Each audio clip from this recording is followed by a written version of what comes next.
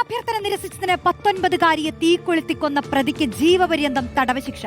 Pathanamthitta additional ജില്ലാ കോടതിയുടേതാണ് വിധി. പ്രതി അജിൻ റെജി മാത്യു 5 ലക്ഷം രൂപ പിഴയും ഒടുക്കണം.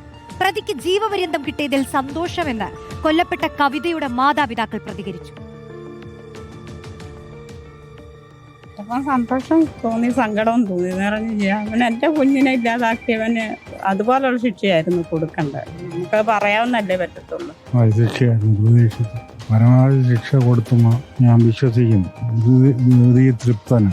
2019 തിരുവല്ല ചുമത്രയിലെ വാടക വീട്ടിൽ നിന്നും കവിത റേഡിയോളജി ട്രെയിനിംഗ് സെന്ററിലേക്ക് പതിവ് പോലെ പോയപ്പോൾ മരണത്തിലേക്കുള്ള പോക്കായിരുന്നതെന്ന് ആ മാതാപിതാക്കൾ കരുതിയിരുന്നില്ല. റേഡിയോളജി ട്രെയിനിംഗ് സെന്ററിന് മുന്നിൽ വെച്ചാണ് അജിൻ റെജി മാത്യു കവിതയെ കത്തികൊണ്ട് കുത്തുകയും കുപ്പിയിൽ നിന്നും പെട്രോൾ ദേഹത്തൊഴിച്ച് തീകൊളുത്തുകയും ചെയ്തത്. ആശുപത്രിയിൽ ചികിത്സയിലിരിക്കെ കവിത മരണത്തിന് കീഴടങ്ങി. തിരുവല്ല സർക്കിൾ ഇൻസ്പെക്ടറായിരുന്ന PR സന്തോഷിന്റെ നേതൃത്വത്തിലാണ് അന്വേഷണം നടത്തിയത്.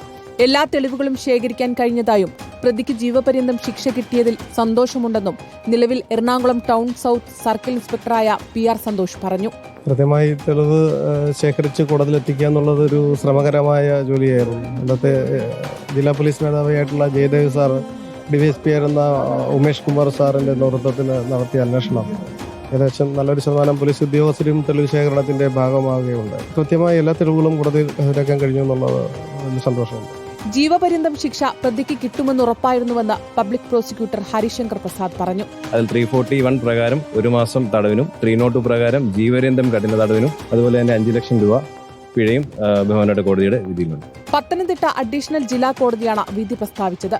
5 ലക്ഷം രൂപ പ്രതി പിഴയൊടുക്കണം. വിധി പ്രസ്താവനയിൽ അന്വേഷണ ഉദ്യോഗസ്ഥന്റെ അന്വേഷണ മികവിനെ കോടതി പ്രത്യേകം അഭിനന്ദിച്ചു. റിപ്പോർട്ടർ, പത്തനംതിട്ട.